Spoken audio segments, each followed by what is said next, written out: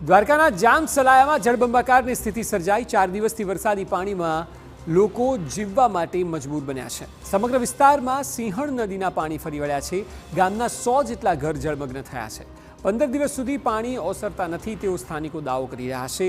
તંત્રએ કોઈ પણ પ્રકારની મદદ ન કરી હોવાનો સ્થાનિકોનો આરોપ છે।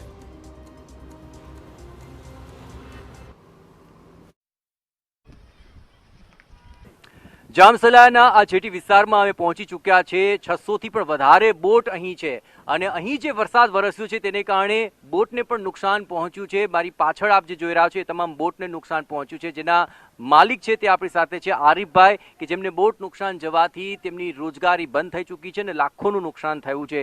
અંદાજન 18 થી 20 લાખની એક બોટ આવતી હોય છે, પરંતુ આ વરસાદી મારમાં તેમની બોટ જે છે તેનો નાશ થઈ ચૂક્યો છે। તેમની સાથે વાત કરીશું। આરીફભાઈ, કેટલાનું નુકસાન થયું આપને અંદાજ? અંદાજે આ બોટ તો પૂરો થઈ ગઈ, બરાબર। તો અમારે આ નુકસાન તો એ બોટ આવે અમે સેકનરમાં લઈએ તો 15-20 લાખમાં અમે સેકનરમાં મળે બોટ। બોટનો નાશ થઈ ગયો છે, હવે શું કરશો તમે? અમે તો હમણાં પાસે કાંઈ નથી। હવે આ રોજગાર મારો સાવ પૂરો થઈ ગયો। હવે કોઈ મદદ કરશે આપને? ના, હજી કાંઈ નથી। આ સરકાર મને કાંઈક આપે તો મારી મદદ થઈ જાય, બરાબર। તમારા ઘરમાં કોણ કોણ છે? અમારા ઘરમાં 7 જણા છે ને આ મારો બોટ ઉપર છે। મારો આ રોજગારી, આખી રોજગારી મારી બોટ ઉપર છે। સરકારને શું અપીલ કરશો તમે? સરકારને અપીલ કરે કાંઈક રાહત મળી જાય મને, આ અપીલ છે મારી। તો આરીફભાઈ જેવી અપીલ તો અહીંના જે તમામ માછુઆરો છે તે પણ કરી રહ્યા છે, કારણ કે તેમનું જીવન જે છે તે આ બોટ ઉપર જ તો આખરે ચાલતું હતું। અને આપ જોઈ રહ્યા છો આ આખો જે વિસ્તાર છે ત્યાં અનેક બોટ આવેલી છે। 600 જેટલી બોટ અહીં આસપાસમાં આવેલી છે અને 31 તારીખ સુધી તો અહીં માછીમારી પણ બંધ રહેશે। જ્યાં સુધી હવામાન વિભાગ એમ નહીં કહે કે પરિસ્થિતિ યોગ્ય છે ત્યાં સુધી અહીં માછીમારી બંધ રહેશે। આપ જરા વિચાર કરો, અહીં 3 થી 4 બોટ છે તેને ભારે નુકસાન પહોંચ્યું છે। આ 600 બોટ સાથે લગભગ 4 થી 5 હજાર માછીમારી પરિવાર જોડાયેલા છે અને તેમના પરિવારો અને તેમની સાથે ધંધા રોજગારમાં જોડાયેલા 25 થી 30 હજારની રોજગારી ઉપર સૌથી મોટો સવાલ ઉઠ્યો છે। એટલું જ નહીં, અહીં જ્યાં સુધી પરિસ્થિતિ થાળે નથી પડતી ત્યાં સુધી રોજગાર તો બંધ રહેશે, પણ જેમને બોટનું નુકસાન પહોંચ્યું છે તેમના માટે તો આ લાખોનું નહીં પરંતુ જીવનભરનું મોટું નુકસાન છે। હવે તેમને પરિવારમાંથી તો કોઈ મદદ કરી શકે તેમ નથી। સરકાર પાસે તેઓ અપીલ કરી રહ્યા છે કે તેમને યોગ્ય વળતર મળે, તેમને સહાય મળે તો તેમનું જીવન પાટે ચડી શકે છે। બાકી આ જે સમુદ્રની થપાટો સાથે અને વરસાદના માર સાથે તેમનું જે જીવન છે તે હવે અત્યંત દુષ્કર બની ચૂક્યું છે। હવે તેઓ માત્ર સરકારને અપીલ કરી રહ્યા છે કે તેમને મદદ મળે તો તેમની જિંદગીની જે નૈયા છે તે ફરી આ સહેલગાહ કરી શકે। કેમેરા પર્સન નટુર પરમાર સાથે જયેશ પારકર, TV9, જામસલાયા, દેવભૂમિ દ્વારિકા।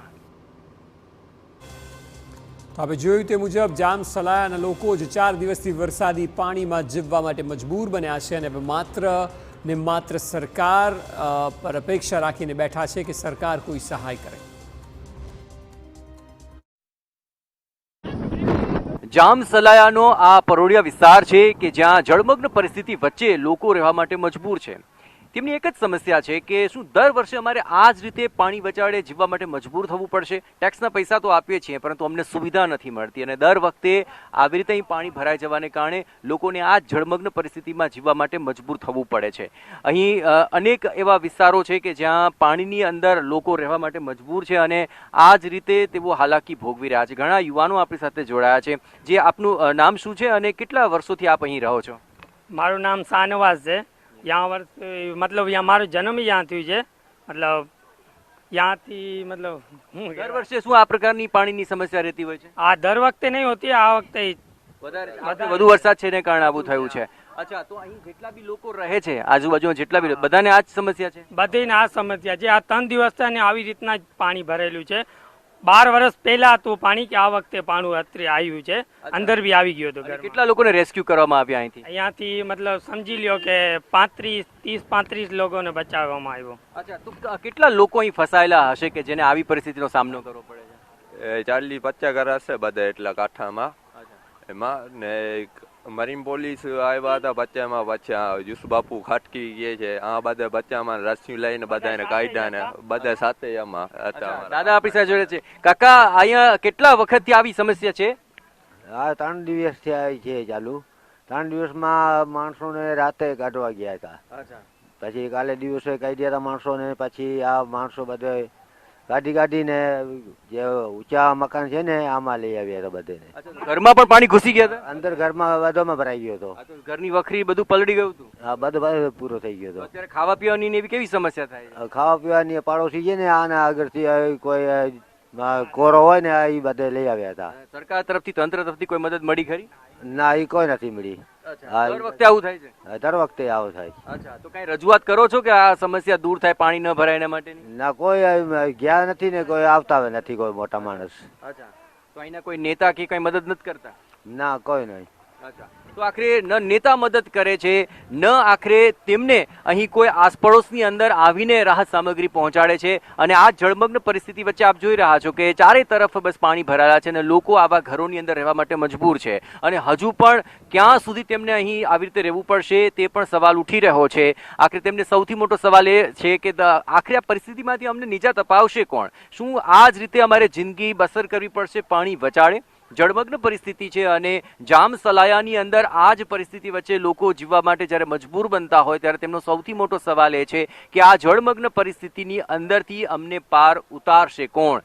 આ જામ સલાયા છે અને આ જામ સલાયાની અંદર જે લોકો આ રીતે જિંદગી જીવી રહ્યા છે તેમને સૌથી મોટો સવાલ આખરે થઈ રહ્યો છે કે શું આ કુદરતનો માર છે, તંત્રની ઢીલી નીતિ છે, કે પછી સરકારી પ્રશાસનનું ધ્યાન અહીં નથી ગયું માટે તેમને આ પરિસ્થિતિનો સામનો કરવો પડે છે? અહીંના જે યુવાનો છે, જે વર્ષોથી અહીં રહી રહ્યા છે, તેમણે તો સુવિધાના નામે કશું જોયું જ નથી. તેમના માટે આ જ દુવિધા તેમના જીવન સાથે જોડાઈ ચૂકી છે. તેમના શિક્ષણ, તેમના આખરે તેમના વિકાસ, તેમની રોજગારી માટે અહીં કોઈ જ વ્યવસ્થા નથી દેખાતી. જાણે આ તમામ બાબતો પણ દર વર્ષે વરસાદી પાણીમાં ધોવાઈ જતું હોય તેવો જ આ નજારો અહીં જામ સલાયામાં જોવા મળી રહ્યો છે. અને એટલું જ નહીં, આ પરિસ્થિતિની અંદર અન્ય જે વિસ્તારો છે, ખાસ કરીને જે આ સલાયા બંદર વિસ્તાર છે કે જ્યાં બોટ લાંગરેલી છે, જ્યાં રોજગારીનો ખૂબ પ્રશ્ન થયો છે, એ તમામ બાબતોની પણ હું જે માહિતી છે અને જે તમામ દ્રશ્યો છે તે આપ સમક્ષ આગળ રજૂ કરવા જઈ રહ્યો છું. અને ત્યાં પણ આવી જ બદતર હાલત જોવા મળી રહી છે. કેમેરા પર્સન નટવર પરમાર સાથે